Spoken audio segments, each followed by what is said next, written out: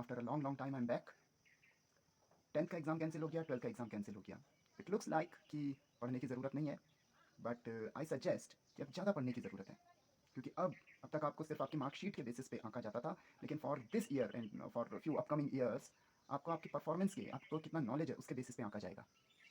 अब जो आपकी मार्कशीट्स होंगी, सबको पता होगा कि 2021, 2022 इसके आसपास के जो ईयर्स हैं, they were corona affected, covid affected years, और उसमें एजुकेशन सिस्टम ने रिजल्ट बनाने के क्या तरीके निकाले थे ये भी सबको पता होगा।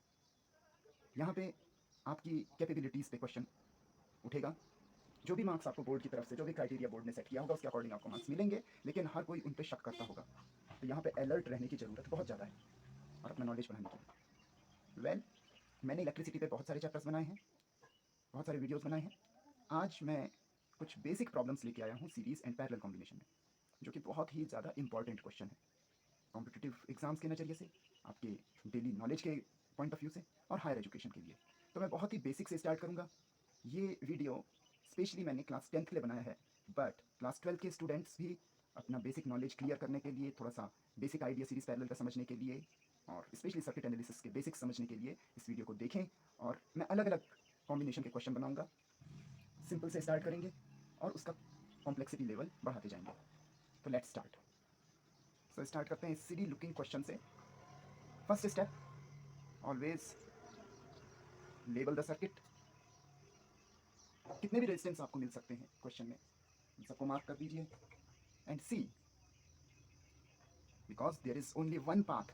यहाँ एक ही रास्ता है, और जब रास्ता एक ही होता है तो उस केस में हम कहते हैं कि ये सीरीज कॉम्बिनेशन में है। सारे के सारे रजिस्टर्स सीरीज कॉम्बिनेशन में है।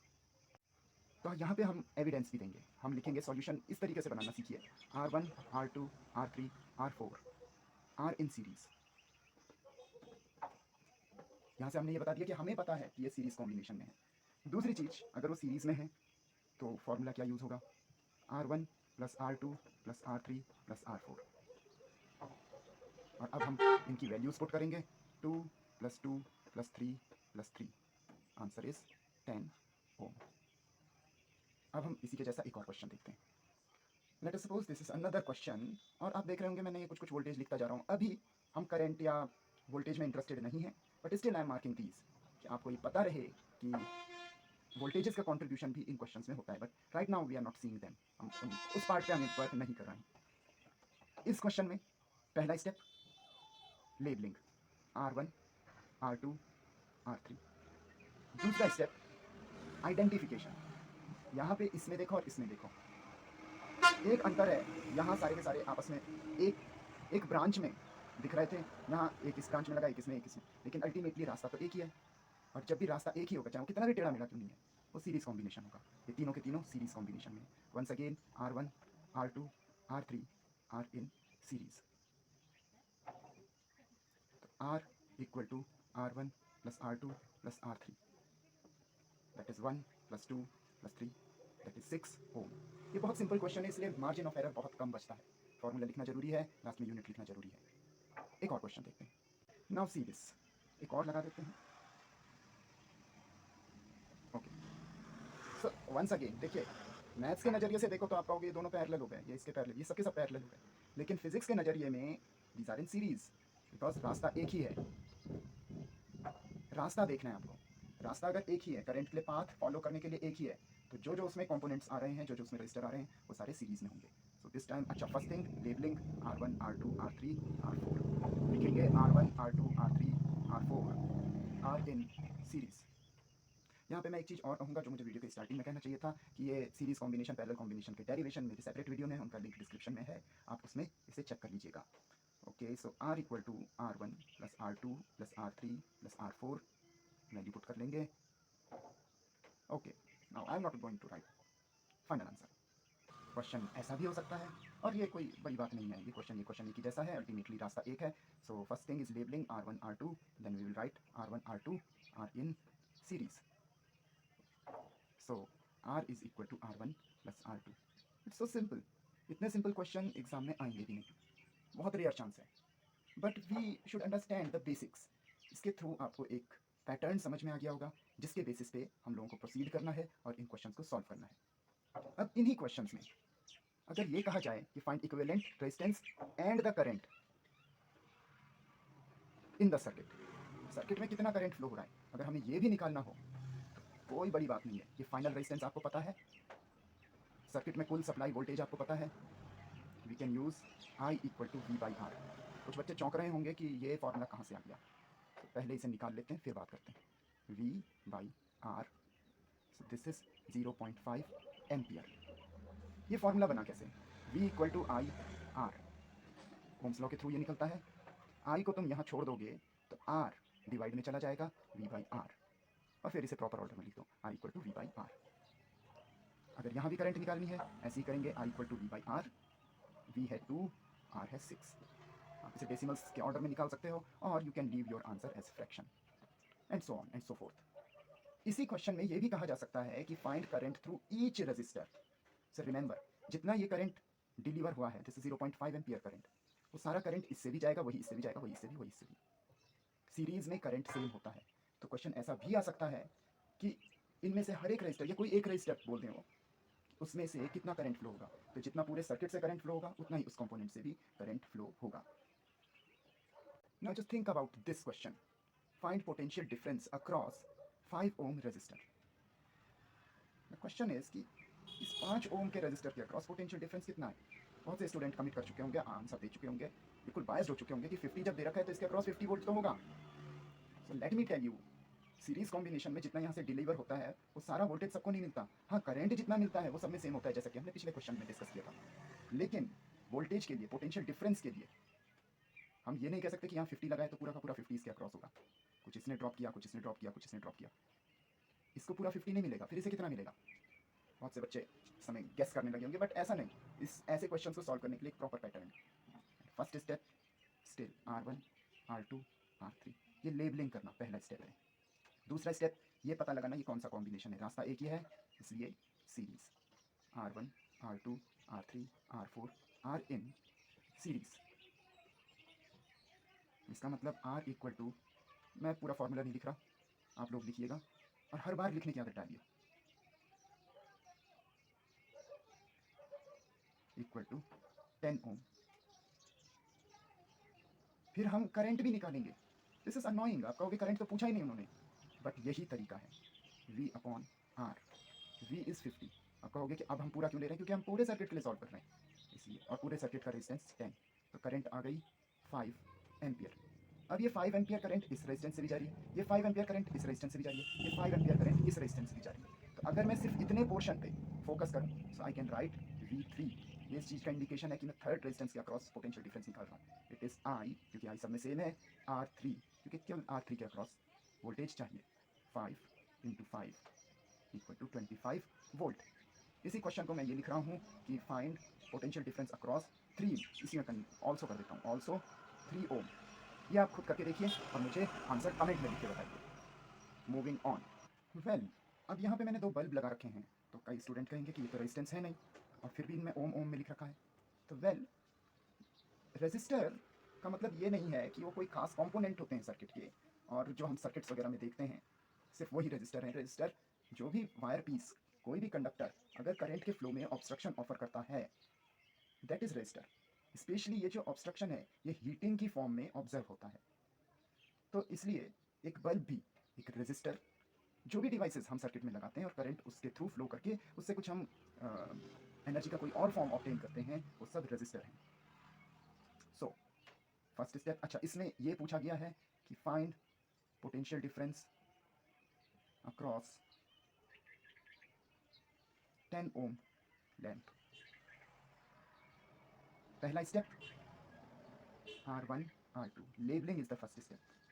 Second step identification, R1 R2 R in series. मैं शॉर्टकट में इसे ऐसे लिखता हूँ, R1 R2 और डैश करके सीरीज, तो शायद मैं नेक्स्ट टाइम से ऐसा ही लिखना स्टार्ट करूँगा। तो R equal to R1 plus R2, R1 is 40, R2 is 10, this is 50 ohm. देखो स्टूडेंट, इसके पीछे जो मैथमेटिक्स इन्वॉल्व है दैट इज़ टू सिंपल, और तब आप स्टूडेंट्स न्यूमेरिकल से दूर भागते हैं, कहते हैं कि फिजिक्स बेकार है। बहुत से कहते हैं कि फिजिक्स को क्यों सीरियसली लेना, but see all of these question, these are 2 mark question, और कितना सिंपली आंसर आता है। I equal to V upon R, 5 upon 50. This is almost a real life example, I tell you. ये solve करके आ जाएगा 0.1 ampere, और ये calculation तो मैं बताने वाला नहीं हूँ। एंड नाउ जो रिक्वायर्ड लैंप था 10 ओम वाला लैंप, यानी कि V2, आप लिख सकते हैं यहाँ पे potential difference across 10 ohm lamp, मतलब V2 equal to I R2। I is 0.1, 0.1 जो सप्लाई है वो सबके लिए है, पूरे सर्किट के लिए भी वही है, इसलिए भी वही है, इसलिए भी वही है। 0.1 इंटू 10 यानी कि जस्ट 1 वोल्ट। और इसे इसके थ्रू मैं एक और चीज़ आपको समझाना चाहता हूँ कि जो 5 वोल्ट था उसमें से 1 वोल्ट इसे मिला और 4 वोल्ट इसे मिलेगा। आ सकता है कि दोनों के लिए निकालो, तो एक के लिए निकाल दिया, दूसरे के लिए माइनस करके निकाल दोगे। So simple. Now just think about these. Find resistance across A B. आप कहोगे अब तो कोई सेल नहीं है।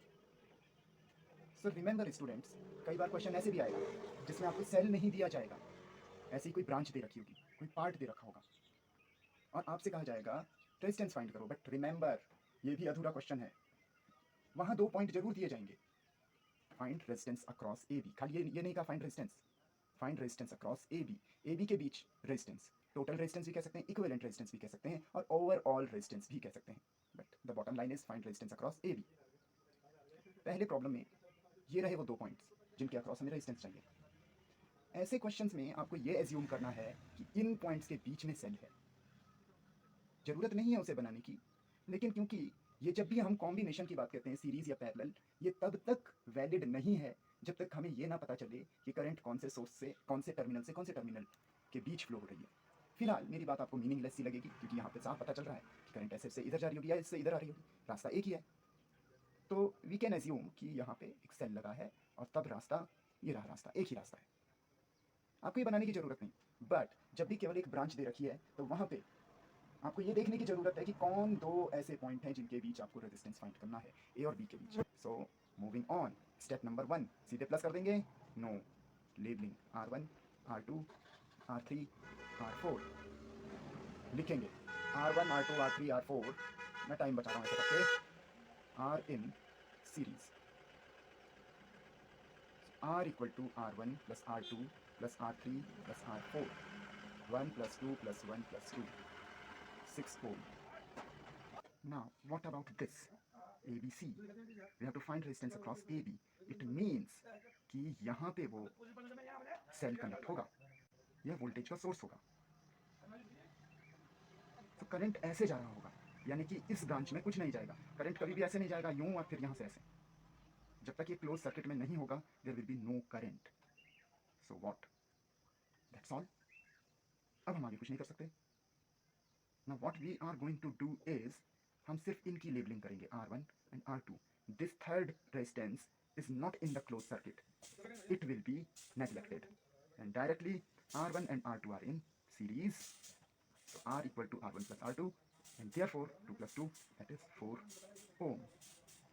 There's another question I have considered as pseudo series question. एक ऐसा क्वेश्चन है, इसके रेजिस्टेंस दे रखे हैं, मैंने उन्हें पहले कुछ लिखा था बट अब मैंने उन्हें ABC कर दिया, we don't know about that. और इस सर्किट में कुछ करंट जा रहा है, लेट अस सपोज 2.5 एम्पियर, और क्वेश्चन ये है कि फाइंड इक्विवेलेंट रेजिस्टेंस, या खाली रेजिस्टेंस ऑफ द सर्किट, या total resistance of the circuit. अब इन क्वेश्चन में जिनमें ना हमारे पास सीरीज के लिए कुछ है ना पैरेलल के लिए कुछ है, वैल्यूज ही नहीं है, हमें पता चल रहा है ये सीरीज कॉम्बिनेशन में है बट वैल्यूज नहीं है, देन वो सीरीज कॉम्बिनेशन का formula it is not going to work, क्योंकि भाई ये वैल्यूज तो गिवन ही नहीं है। पर ये बहुत ही सिंपल क्वेश्चन है। R equal to V upon I, पूरे सर्किट की वोल्टेज है, पूरे सर्किट का करंट है, यस है, दैट्स ऑल। तो कई बार ऐसे क्वेश्चंस में भी आपको ट्रैप किया जा सकता है, be careful about this. So here there is another question, estimate equivalent resistance of the circuit. ऐसा जैसा मैंने अभी सीरीज में कर रखा है वैसे पैरेलल में भी होगा, इसका एस्टिमेट करना है, and I am giving the estimated value approximately, R is approximately equal to 100 Om.